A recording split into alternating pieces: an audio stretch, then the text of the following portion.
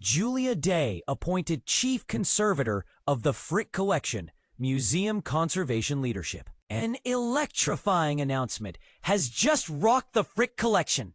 Julia Day is stepping into the role of Chief Conservator. For those who love art preservation, this shift is monumental, and here's where it gets controversial.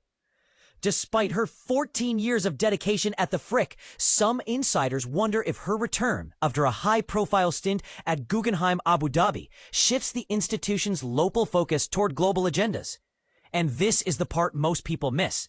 Day's expertise isn't confined to paintings or furniture, but spans a vast spectrum of decorative arts. Day succeeds Joseph Godla, a beloved furniture specialist who has led the conservation department since 2005 and is now retiring.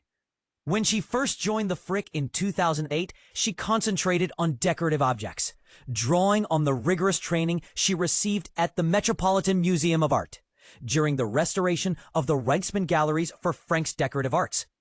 Later, as a senior conservator for the Guggenheim Abu Dhabi, she tackled everything from fragile porcelain to architectural installations in the museum's cutting-edge design. Her appointment coincides with the Frick's major renovation and expansion of its landmark home at 1 East 7th Street. The project delivered state-of-the-art conservation labs and advanced restoration studios, facilities Day will now oversee. Colleagues praise her measured, thoughtful approach. "There is nothing impulsive about Julia," says Frick curator Amy Ging. "That steady hand is essential for a conservation leader."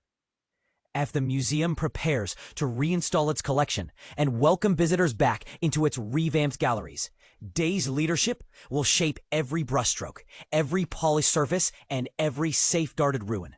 What do you think?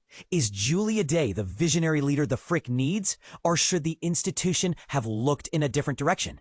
Share your thoughts below. Let's spark the conversation.